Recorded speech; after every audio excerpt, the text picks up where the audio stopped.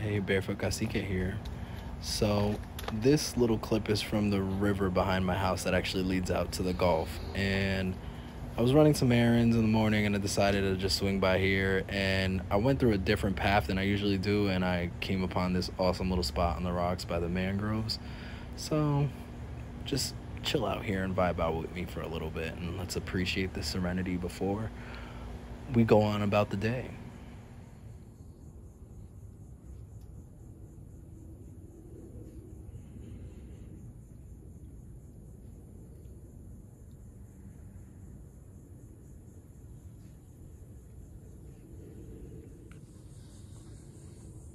Okay, boom, so I came to get some food, but you gotta see this. This is the coolest thing ever. In St. Pete, this restaurant here has garden beds. So those look like, I don't know, they're either some type of squash or some type of watermelon. Got tomatoes over here, rosemary, I believe, basil, marigolds. What? This is so dope. I love this. Some type of squash or cucumber? I don't know. I'm sure Alethea knows. Oh my God, look at this little baby lizard. All right, I love this restaurant already. I haven't even got my food yet. Come on. Bye-bye.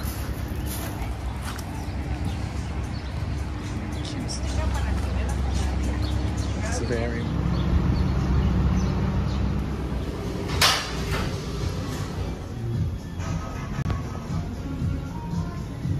Oh, this cake. That's what I'm talking about right there.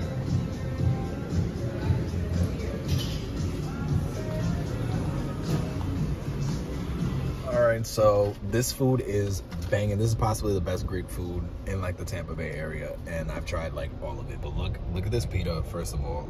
Like, gorgeous. Have you ever seen such a gorgeous pita? No. And then let me see that hummus. Amelia, show that way. What? It had the paprika, olive oil drizzled on top with some like oregano. Banging. Like this, the spot, baba, everything. But all right, now to wash down all of that Greek food, I'm at the spot. It's called Beech Kombucha, and it looks so adorable.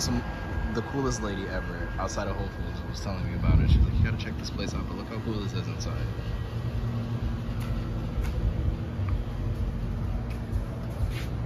Ooch. Ooh, this terrarium is so cute.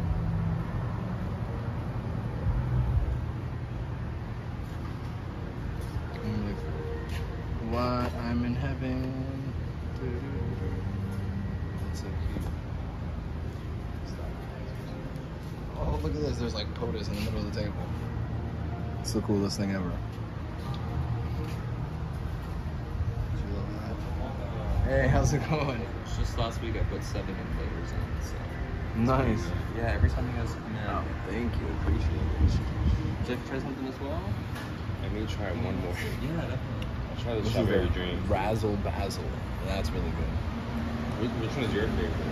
Anything with pineapple. I like that. We have one called Piña del Diablo. It's pineapple cayenne. Don't have that one right now. That one's.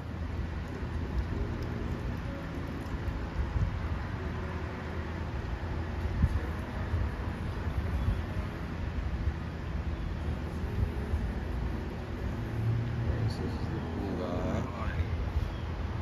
Right here's the summertime sublime. Thank you so much. You're welcome. Cheers, me.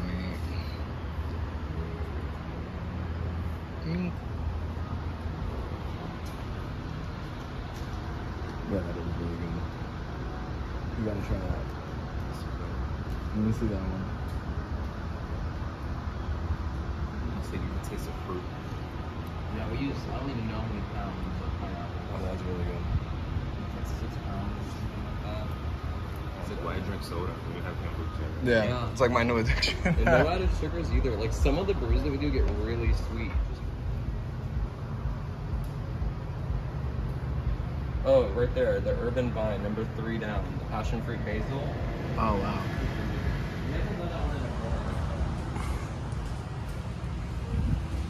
Look at this glass surfboard table. That's the coolest thing ever. And an etch and sketch. We also do a lot of like different types of flowers, herbs. Nice. We're at a sub shop downtown. A couple cafes. I love that we're like normalizing gut health.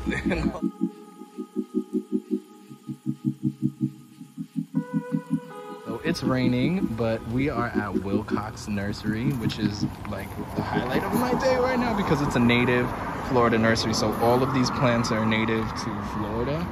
So I think these are just like regular annuals, petunias. But we got some echinacea over here. And this is what I'm the most excited about. Red tropical sage or scarlet sage. Ever since I first read about it, I've been obsessed, and I want them. Fliteraries, which are a type of butterfly native here to Florida, are obsessed with them. So we're gonna pick up a few things from Wilcox here. I'll get a couple of shots around the garden, and look at this tropical sage when it gets big. I can't really go around, but I'll zoom in. So this is what that sage will grow into, this nice big bush. Oh my God, I'm so excited. So yeah, happy place. And a coleus, you know I love coleus. We mix that with the one that has that chartreuse green with that color in the middle, the one from the back that's blooming underneath the magnolia. That'll be so nice. Those two with and then those like green poofs behind it, it'll be like a nice color on that mulch. I'm excited. Let me look at this one up close. Look at magnolia, a baby magnolia. It's a baby. Look, you see the little baby flower? 2 hours later. Okay, so boom. In typical Leo fashion, my phone is completely full of videos and pictures and you name it. So I have absolutely no space. And halfway through just the front half of Wilcox, I ran out of storage in my phone. And I was too mesmerized with all the different plants that were there and talking to the guys over there at the nursery. So we're at the gym now, and we're just gonna, I think we're doing shoulders today. Amelia and I are gonna do shoulders. So I will include some pictures that I snapped while we were there at the nursery still, and I'll kind of give you guys an update once we get the plants back. 2 days a monsoon and a lot of backaches later. Hey, what's up guys? Welcome back to Barefoot Cacique. Last we left off, we were at the gym after going to Wilcox down in Largo, Indian Rocks.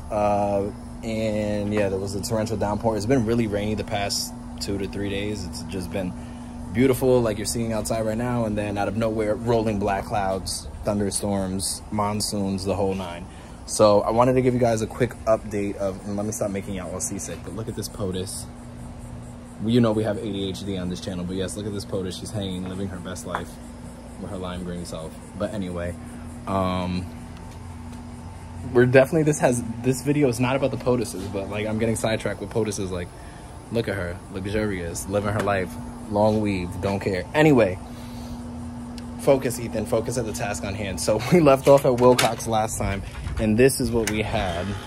We had picked up this Arizona Sun Gaillardia and the red tropical sage. So let me tell you, I'm so excited about these two guys right here because they have added so much life to this garden already. As we know, red tropical sage is a native Florida plant, so all of the native Florida pollinators are obsessed. Right now, it is about 1 in the afternoon, so some of the pollinators already, you know, moved on with their afternoon. They were here all morning, drinking like crazy, getting drunk off of this red sage, and then going back between the Gaillardia, this one.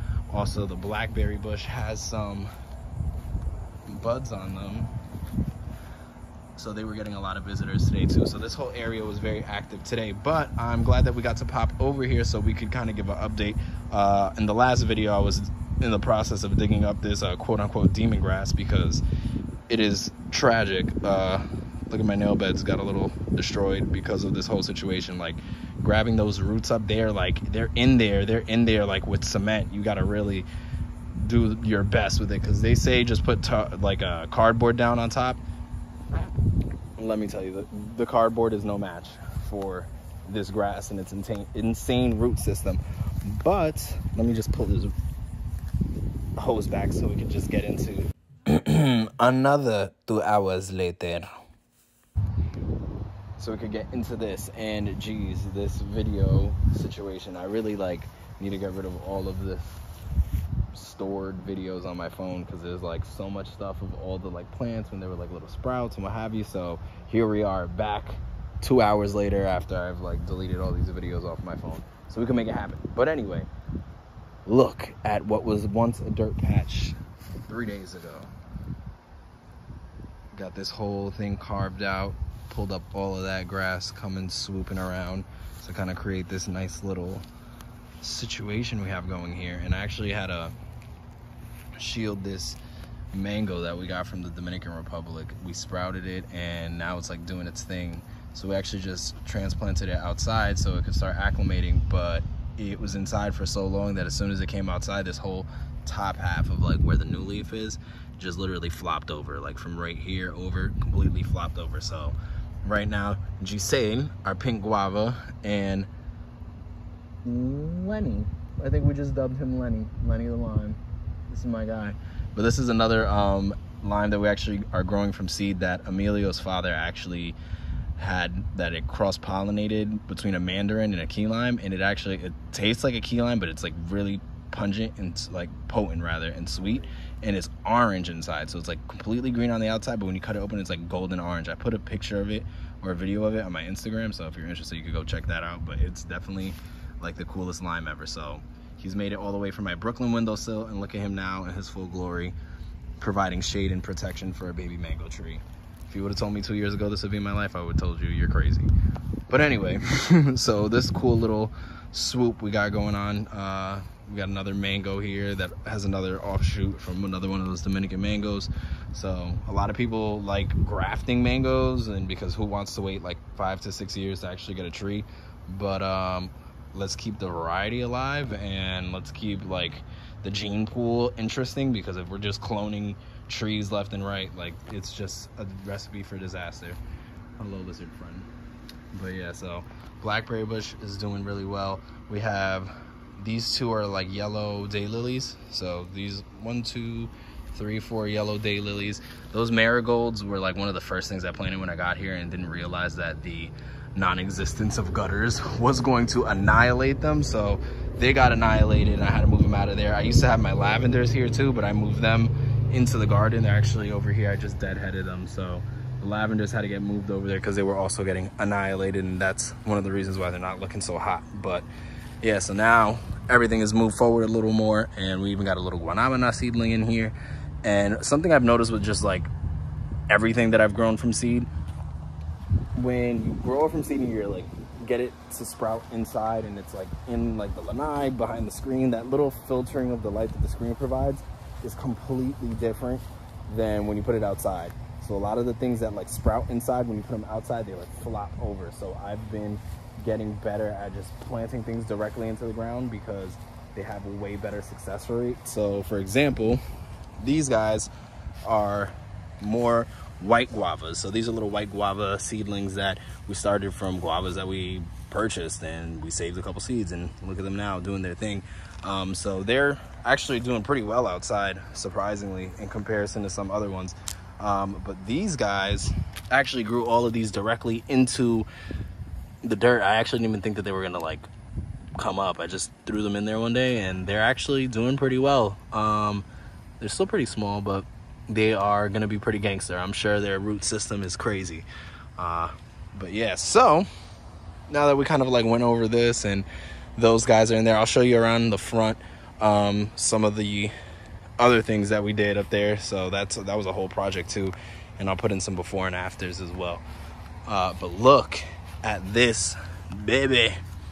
This is my Auyama, or also known as a Korean squash. What other names has got? Winter squash. What other names? Japanese pumpkin. So Asians tend to love it as well too. It grows well in cold climates. So, and clearly here, look how big this is, like in comparison to my hand. Most of the ones I get in the supermarket are not like this is as big as they get, but it is still growing. It's still going. Its root is still nice, and I mean its stalk is still nice and green. So it's gonna get big on us, and I'm like all the way here for it. I just love the like hugging embrace that the Auyama is doing here to the garden, kind of hugging everybody. We still need to finish like mulching and peat mossing the inside of this, but there's so many projects going on out here, it's kind of hard to keep up with. And this torrential rain we had yesterday definitely kicked up a lot of sand, so this is another reason why we need to mulch this immediately, because I can't have this keep happening. But also look at Auyama number 2, also doing luxuriously well. Get nice and big. We just had a male flower close. I haven't had any more female flowers open up yet, and that's something that I noticed. Don't listen to everyone's advice on YouTube, but I guess try it, because that's how you live and you learn. But a lot of people said when your squash starts fruiting or bearing fruit, to like start clipping off the vines, so this way it focuses its energy on the actual squash. But I actually feel like that was a horrible idea, because as soon as I did that, what potentially would have been more female flowers just died off, and like, because they were close to the ends where I cut them, and they actually just like didn't even flower. The whole little like squash looking bit with the flower on top just fell off and didn't even open. So another person who actually had like a crazy amount of these squash said just like absolutely don't do anything to them. Like, let them do whatever they want to do, let them run rampant, and they'll be chilling. And I believe that, because nothing on this like trellis situation I put them on, that did not flower at all, and it actually did horrible up there, and it got full of aphids. So I don't know if you could see that. I got some like leaf damage up there, so that was like never doing that again. I'm gonna just let it do its thing on the ground. It like loves being on the ground. Just give it its space to do its thing. I had no idea it would get this huge, but hey, experimentation. So let's go around to the front. I'll show you real quick what we're trying to accomplish here. I'm removing all this invasive grass out from around the perimeter of the house, because it's actually like messing with the actual stucco and the siding and the finish of the house. So all of this got pulled up here, all of this grass. This was already like kind of dying, so all of that like dead stringy straw grass got kind of piled there. We're gonna pack that down and finish covering that up, and this is actually going to become a pumpkin patch, because these are all pumpkins down here sprouting up, and these are the carving pumpkins. So I forgot the exact name. Is it Cinnamon Girl? I think it's Cinnamon Girl. But these pumpkins are like only been in the ground not even a week, and look at them, they're huge. And I just amended them with some compost and some cow manure, so they're doing their thing. But let's actually swing around to the front so I can show you what we got done up there. All right, coming around here to the front, we had the same situation going on all around the house. It's just like all of the original garden beds were completely grown over. This initially had a strip at some point of like that red mulch that kind of went here and then went straight up those like that Cairo grass line that I have there. It just went straight up and then kind of like curved around these little I don't even know what kind of bushes they are. These like little, they kind of remind me of like sea grape branches, but they're so not. I don't even know what to call them. They're kind of like mangrovey. I don't know. They're weird, but I like them. They flower. It's cool. The bugs tend to like them. But anyway, so this was just like a little red mulch strip here that got completely like grown over with grass. So the grass from over here just kind of like took over that whole thing. There was some red mulch around the bottom of this gorgeous magnolia as well. Look at that. But essentially it just had been forgotten about. So all of that grass got torn up, and we mixed in a lot of native stuff in here too. So I don't recall the name of this one, native Floridian plant. We also have some Lantanas that was actually, he was not doing well when I separated him. The other half of this Lantana bush is actually back in the garden bed, and I actually split it up to bring some color up here and to kind of go with the color of the door that we just painted yellow. So these like yellow buds are gonna like look great against the door as the backdrop. So I'm really excited. And all of the butterflies, bees, all the pollinators, they love this plant. Like once this blooms, I'm gonna give you guys a video of like how crazy this gets with a bunch of like butterflies and bees and dragonflies too. The dragonflies really like that. But that's exciting. And then these are also those yellow day lilies. So when those pop out, and then you got some more yellow interest up here, that'll be fun. And this is the, what was the name of this again, Emilio?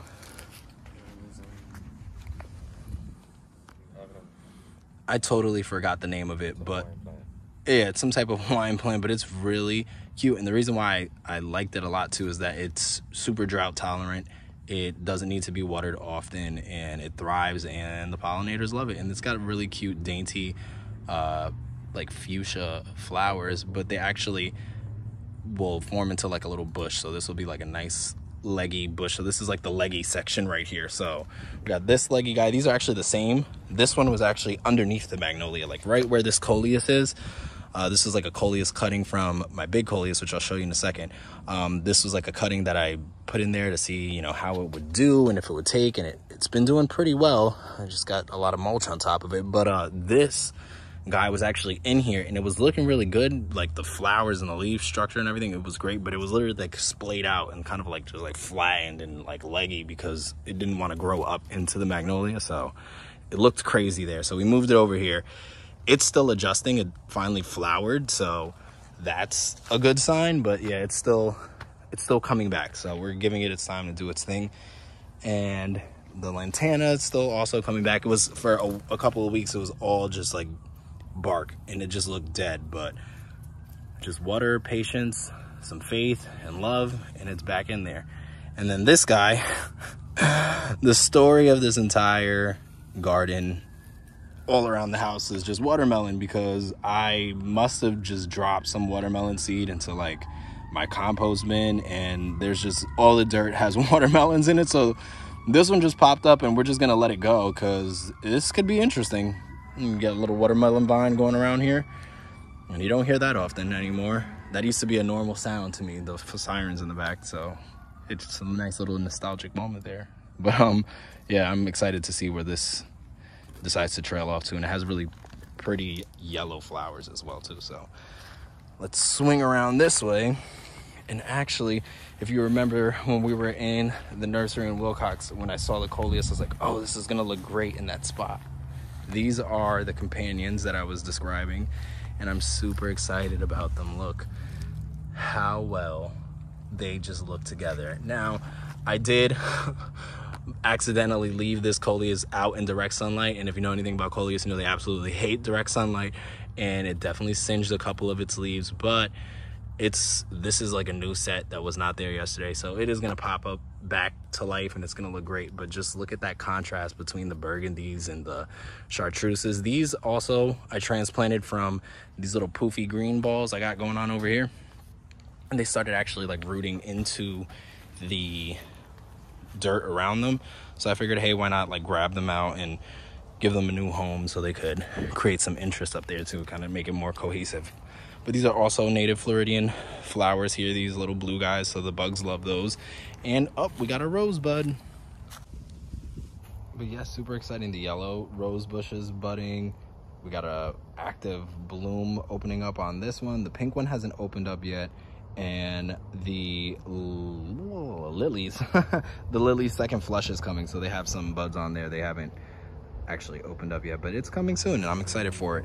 But yeah, so from 7 a.m., 7 p.m. yesterday, just tearing up all this grass that grew in between here. Was choking out this poor palm tree. It wasn't doing too hot, but now that it has its like air back, it should be all right. But essentially all this grass that got torn up, you kind of see it here, and we'll eventually work our way back down to the other garden, connect the two beds. But yeah, we actually tried that cardboard method. Let's see if it works around the perimeter here, swooping around to the front. The whole underneath of that magnolia is actually cardboard, and you could actually kind of see it hasn't like really settled down well yet, so it kind of looks like a little shelf there. But eventually that whole situation is gonna actually look at a piece of cardboard right here.